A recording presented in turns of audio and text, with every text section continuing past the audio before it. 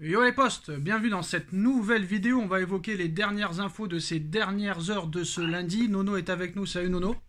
Salut Sacha. Alors Nono, bon, on va pas répéter ce qu'on a déjà répété maintes et maintes fois, mais très clairement, même pour le titre de champion de France, ça devient très inquiétant. On voit que Marseille et Lens sont dans l'apogée très clairement de leur saison. Lens reste sur 25 matchs sans défaite si je me trompe pas. Marseille reste sur 6 victoires d'affilée. Les deux clubs ont tout un stade et toute une ville derrière eux. Ce n'est pas le cas du Paris Saint-Germain. On n'a même plus le droit de supporter notre équipe dans le stade. Lens et Marseille, on va pas se mentir, sont les plus grosses ambiances de Ligue 1 cette saison et peut-être les deux meilleures équipes de ce championnat au niveau du jeu. Maintenant, il y a 3 points qui séparent le Racing Club de Lens au Paris Saint-Germain et il y a 5 points qui séparent le Paris Saint-Germain de l'Olympique de Marseille. Le Paris Saint-Germain va avoir un calendrier de malade mental. Dans 2 semaines, Monaco. Dans 2 semaines et demie, Lille. Dans un peu plus de 3 semaines, le Bayern. Dans 1 mois et demi, Marseille au Vélodrome. Et quelques jours après, encore une fois, le Bayern. Donc, objectivement, si Paris perd tous ses matchs et se fait en plus de ça éliminer et perd le Classico, psychologiquement, ça pourrait faire très mal au Paris Saint-Germain. Très clairement, honnêtement, Nono, à l'instant T, à l'heure où on parle, est-ce que Paris peut perdre le titre? À l'instant T, pour moi, Paris peut le perdre, c'est évident. Voilà. Lens et Marseille derrière, pas très loin. Il faut constater que aussi bien Lens que Marseille, ça joue beaucoup mieux au ballon, c'est beaucoup plus solidaire, il y a beaucoup plus d'intensité. Et puis, comme tu dis, porté par une ambiance de fou des deux côtés. Donc, attention danger, attention danger. Et en plus de ça, Nono, aucune Coupe d'Europe pour les deux équipes. Qui plus est. Et en plus, un match par semaine. Et en plus, donc, avantage à eux. Et en plus, Lens vient de se renforcer en recrutant un joueur du Racing Club de Strasbourg pour 3,5 millions d'euros. Même eux, à leur apogée, recrutent. Il n'y a que le PSG pour ne pas recruter. Mais du côté du Paris Saint-Germain, de Nasser, de Campos, tout va bien. On ne va pas recruter. On va prolonger Ramos, 37 ans. On va prolonger Lionel Messi. On va prolonger peut-être même Marquinhos. Très clairement, Nono, j'ai un extrait à te faire écouter. Ça dure à peu près 2 minutes et je voudrais que tu me dises très clairement ce que tu en penses avec toute l'objectivité possible, qu'on l'aime ou qu'on ne l'aime pas. Alors je le mets. Vous allez voir Neymar qui est une bête infernale en ce moment et qui est dans toutes les embrouilles et personne ne le supporte plus. Mais comment ça en ce moment? Mais en ce moment de quoi, Matt? Il a toujours été comme ça. Il s'est foutu de votre gueule, de tous les supporters du PSG, en faisant une demi-bonne saison parce qu'il préparait la Coupe du Monde. Il s'en caguait du PSG, il s'en fout. Il est juste venu s'entraîner, il était en entraînement pour la Coupe du Monde. Là c'est fini, il a recommencé à jouer aux jeux vidéo toute la nuit. Il y a les images circulent à nouveau. C'est terminé. Moi, je suis tout à fait d'accord avec toi, Daniel. Et il est titulaire parce que Galtier, le grand révolutionnaire, avec Campos, avait dit mais si on peut, machin, mais non. Mais laisse-les sur le terrain jusqu'au bout. Non, voilà, c'est ça. Il est titulaire et il reste jusqu'à la 90e alors qu'il fait un match pourri. Il ne bouge pas du terrain, il reste là. Le gamin qui lui avait rien fait de. Il termine à s'embrouiller avec les joueurs avec un état d'esprit minable. Mais est-ce qu'on se rend compte que Neymar, en termes de comment dire, recrutement, transfert, salaire, c'est le plus gros flop de l'histoire du football au PSG. L'histoire du PSG, tu veux dire? Du football. Le recrutement et son salaire. Du football au total. Je vois pas de plus gros flop de l'histoire si on le rapporte à l'euro dépensé, c'est sûr. Daniel a complètement raison. Si tu rapportes ce que ça a coûté, le salaire que tu lui donnes tous les ans. C'est horrible. Et le rendement. C'est pas parce qu'il t'a emmené parce qu'il a été bon sur 2 matchs il a été bon contre l'Atalanta et Leipzig dans un Final 8 que ça va te sauver la vie, quoi. Faut se calmer. Contre l'Atalanta, sur les 5 dernières minutes, t'as sorti un exploit contre Leipzig. Et contre Bayern, le match dans la neige, là. Voilà. Ça suffit à faire 200 millions et 50 millions par an.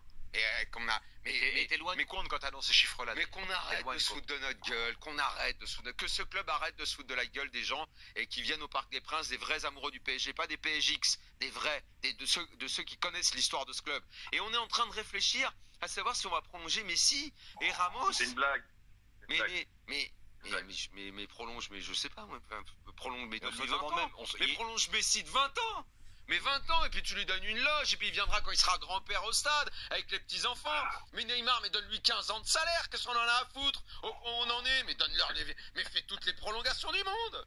Mais il n'y a pas de problème. On va prolonger. Ils ont déjà 200 ans de salaire devant eux, là. Il n'y a pas de problème. Mais où est le problème? Ils ont un salaire prolongation.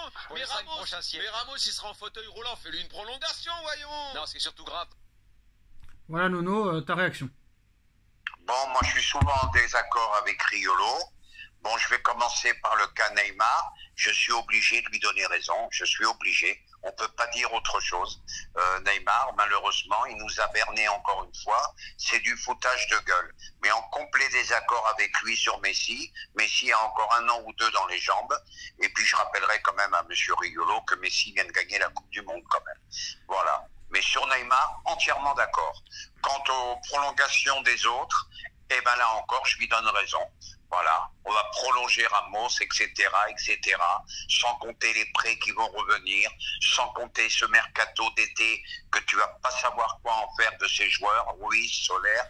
Donc voilà. Nono, dans l'ensemble, je suis d'accord avec Riolo, pour une fois. Nono, tu vas pas en revenir, hein. Tu vas pas en revenir, je vais défendre Neymar. Je vais défendre Neymar, Nono. Eh ben, je t'écoute. Tu vas te dire, mais qu'est-ce qu'il raconte? C'est le premier à le déchirer, à le clasher du matin au soir, et il va nous défendre Neymar. Moi, j'ai toujours... je suis surpris, ça. Voilà. Moi, j'ai toujours dit depuis longtemps, hein, même quand on avait regardé le fiasco à Nice-Na avec l'équipe de France, à l'époque, le PSG, quand ça se passait mal avec Colonie Capital ou avec n'importe quelle autre équipe. Moi, je suis désolé, Nono. Les mecs qui te mettent les joueurs sur le terrain, ça veut dire que c'est pas Neymar qui s'est transféré 222 millions, c'est pas Neymar... qui s'est fait transférer 50 millions de salaire par an, ça on lui a donné. On lui a donné parce qu'on le voulait, très clairement. On le voulait. Neymar, il prolonge quand jusqu'en 2027, Nono? Si tu t'en rappelles bien. Il prolonge quand? C'est quand qu'il prolonge? L'année dernière, je crois. Voilà. Et déjà, l'année dernière, il était très critiqué. Tout à fait. Qui c'est qui l'a prolongé? Qui c'est qui a décidé de le prolonger? Ah, ben là, on est d'accord. Là, tu passes sur un autre sujet. Non, c'est pas un autre sujet, Nono. Qui c'est qui a voulu garder ce joueur alors qu'il était en fin de contrat en 2022? Qui c'est qui a... c'est la direction. Donc ce n'est pas de la faute de Neymar. Parce que si tu permets à des gens de faire ce qu'ils veulent, pourquoi les gars vont s'en empêcher? Moi, c'est bien beau de critiquer Neymar, mais on le sait. Ça fait 4 ans qu'on le sait qu'il fait de la merde, qu'il a un mauvais comportement, qu'il s'est foutu de la gueule du PSG pour être prêt pour la Coupe du Monde. Mais à un moment donné, tu tapes sur Neymar, Neymar, il s'en fout. Il faut taper sur les mecs qui non seulement ont payé cette fortune pour l'avoir, qui ont cru en lui, et qui en plus de ça, avec tout ce qu'il a fait de pourri en 2020, en 2019, en 2018 et en 2021, juste parce qu'il a fait un bon match contre le Bayern à l'aller, sous la neige comme il a dit Riolo, tu le prolonges parce que tu crois encore en lui. Mais tu le prolonges pas de 2 ans, tu le prolonges pas de 3 ans, tu le prolonges pas de 4 ans, tu le prolonges de 5 ans, Nono, de 5 ans. Donc qui c'est le responsable qui a prolongé Neymar? Parce que si tu prolonges pas Neymar, Nono, Neymar n'est plus au PSG depuis le mois de juin 2022. Eh ben on est d'accord, on est et d'accord. Que Neymar ne soit pas professionnel, c'est de sa faute à lui. Mais est-ce que c'est vraiment que sa faute? Ah ben non, mais lui, il profite du système. Voilà. Bon, ça l'empêche pas qu'il aurait pu avoir quand même un comportement. Je suis d'accord, Nono, mais voilà. Est-ce que tu peux croire qu'un mec qui fout rien pendant 4 ans peut changer du jour au lendemain? Eh ben non, et puis là je vais te dire, je vais te dire ma réflexion. Pour moi, c'était le plus grand talent qu'avait Neymar. Et tu sais pourquoi ils l'ont prolongé, Nono? Je finis. Je pensais au début que c'était un type qui allait avoir 3-4 ballons d'or. Et je dis simplement un mot, gros gâchis. Nono, comme a dit monsieur Samuel Eto'o, j'ai joué avec Ronaldinho et Lionel Messi. Ronaldinho était le meilleur joueur du monde, et même le meilleur joueur de tous les temps. Mais malheureusement, si tu ne travailles pas, et moi je le dis à monsieur Eden Hazard, c'est Eto'o qui a dit ça quand il était à Chelsea en 2014, j'ai dit à Eden Hazard, tu peux avoir tout le talent que tu veux, si tu ne travailles pas à côté, tout le monde t'oubliera. Et Ronaldinho, heureusement pour lui, même au minimum syndical, il a été champion du monde, et il a eu un ballon d'or. Si jamais il avait été sérieux, ça aurait été peut-être 15 ballons d'or. Bon, après Hazard, on n'en revient pas, mais si tu travailles pas, Nono, le talent ne suffit pas. Messi a toujours travaillé malgré le talent, Ronaldo a toujours travaillé, Cristiano malgré le talent, et c'est ça qui leur a permis d'avoir 5, 6, 7 ballons d'or, d'avoir 5 Ligue des Champions. Et Neymar, ce sera jamais le cas, parce que c'est pas un mec qui travaille, Neymar. Donc voilà, et ça il devrait le savoir, Nasser, il devait le savoir, et le Prince il devait le savoir, et QSI devait le savoir très clairement, et si la révolution elle allait être entamée, Neymar tu l'aurais pas prolongé, et il serait plus au PSG à l'heure où tu es, et il aurait peut-être un remplaçant digne de ce nom. Bon bah de toute toute façon, on parle toujours des mêmes choses, ça commence à être embêtant. Et non, d'après toi, parce que c'est une question marketing. Neymar, tu le changeras plus. Ouais, non. Et il va falloir essayer, il faut essayer de le vendre. C'est mort, il partira jamais. C'est mort, il partira jamais, Nono. Faut arrêter de se mentir et de se raconter des histoires. Il partira jamais, il sera là jusqu'en 2027. À moins qu'il décide un truc de ouf, mais je pense pas. Après, Nono, est-ce que honnêtement, le Qatar, excuse-moi, a toujours utilisé le Paris Saint-Germain pour ses propres intérêts personnels? C'est-à-dire que on va en faire une usine Afrique pour nous. S'ils gagnent sur un coup de bol, tant mieux. S'ils gagnent pas, tant pis. Notre intérêt, c'est d'amener les meilleurs joueurs pour en faire vraiment une marque, pour vendre le plus possible à l'international, pour vendre le plus de maillots possible, pour en faire une machine Afrique. Il y a un sondage là, je sais pas quoi, il y a un article, Nono, qui est passé au niveau billetterie, hein, de ce que ça te rapporte, hein, pas au niveau spectateur. Paris est devant le Bayern et devant le Real au niveau bénéfice, billetterie, Nono. Tu te rends compte les foutus? C'est normal, Sacha, avec un stade qui est beaucoup plus petit que les autres, mais les places sont tellement chères au parc que tu fais beaucoup plus de 500 € la place contre le Bayern. 500 € la place la moins chère contre le Bayern, Nono. 500 €. Eh ben voilà. Et au match retour contre le Bayern, 20 € les places. 20 € au Bayern. Eh ben écoute, retournons à un football populaire, hein. Qu'est-ce que tu veux que je te dise, Nono, hein. qu'est-ce qu'on va faire, Nono? Qu'est-ce qu'on va faire, Nono, pendant plusieurs années? Parce que pendant plusieurs années, ça changera pas. Donc qu'est-ce qu'on va faire? On va continuer à faire des débriefs de merde, et avec des trucs de merde, et rien ne changera, et ça continuera, 2023, 2024, 2025, 2026, 2027, ça continuera. Tant que ces gens-là seront là, ça continuera. Tous les étés, ils vont nous faire le cinéma. Nasser, il a déjà pris son rendez-vous, hein, le 1er juin, avec Sévrac pour faire l'interview, hein, Nono, à l'été 2023, tout va changer, hein, il va nous dire, hein, Nono, tout va changer, hein. Tout va changer. Moi, je t'annonce, le problème, c'est que, comme tu as dit, ils soignent leur image parce qu'ils perdent un argent fou, hein. Tiens, Nono, qu'est-ce que tu penses? Ils ont déversé des centaines et centaines de millions d'euros. Mais qu'est-ce qu'ils perdent de l'argent, Nono? Jordan, c'est pas un problème. Nono, Jordan, Michael Jordan, la seule équipe de sport dans le monde qui sponsorise, c'est le Paris Saint-Germain, Nono.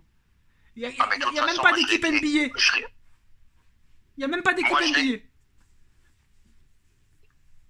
Moi, je l'ai dit plusieurs fois. Au niveau marketing, ils ont été très forts. Ouais, on se répète. Donc là, on est bien d'accord, pendant quelques années encore là, on va continuer à faire ce qu'on fait en 2020. Mais par contre, Sacha, je m'excuse, je t'interromps, un petit coup de gueule rapide. Au lieu de resserrer les liens au camp des loges, d'essayer de resserrer tout ça, de voir ce qui va pas, et ben on va partir en Arabie Saoudite. Mais là tu te répètes, Nono, c'est bon, tu l'as dit déjà tout à l'heure, ça sert à rien de le répéter. Le problème, la réponse que je voudrais savoir, ce qui s'est passé de 2017 à 2023, ou 2022 on va dire, est-ce que ça va être la même chose de 2023 à 2027 par exemple? Eh ben oui, parce que tu vas déjà prolonger tous les retraités. Et ben voilà, les postaux, j'espère que vous serez patients, hein. Ceux qui ont 15 ans, quand vous aurez 19, ce sera toujours la même chose. Ceux qui ont 20 ans, quand vous aurez 25 ans, ce sera toujours la même chose, et ainsi de suite, et ainsi de suite. Donc on est parti pour faire des débriefs de purge.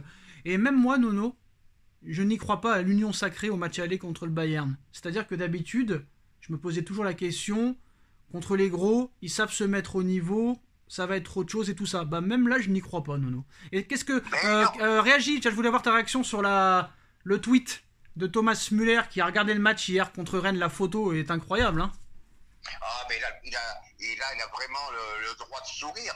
Parce que s'il a vu le match en entier, il va se dire, mais qu'est-ce que c'est du chocolat, ça? Ça va être une partie de plaisir. Bon, après, faut pas trop qu'il fasse le confiant, parce qu'en 2021, ça lui a porté préjudice, hein. Il avait dit au revoir PSG, Ligue des Champions, ça s'était retourné contre lui. Mais là, il a juste pris, lui, sa tête avec une photo, en disant, on est prêt, préparez-vous, hein. Ouais, mais là, moi, je te dis, et en plus, on n'en a pas parlé. Verratti incertain contre le Bayern, d'après ce que j'ai entendu. On s'en fout, Verratti, il est nul, Nono, qu'est-ce qu'on s'en fout?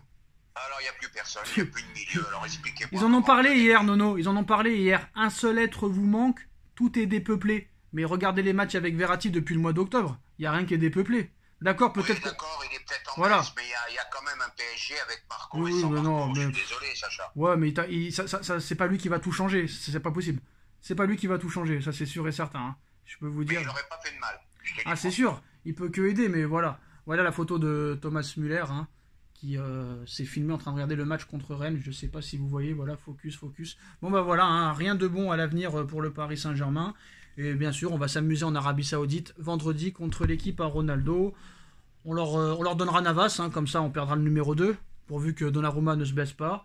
Je pense que n'importe quelle personne qui connaît un peu un système de management pourrait manager mieux cette équipe que Nasser et que Campos au niveau sportif, je précise bien. Hein. Surtout Campos ne recrute personne, hein. T'as raison, ton équipe est parfaite. Voilà les postos, c'est la fin de cette vidéo. Dites-moi en commentaire ce que vous en pensez, on like, on partage, on commente, on s'abonne. Et on se retrouve très vite pour une nouvelle vidéo. Merci Nono, merci à tous. Tchuss. Merci Sacha.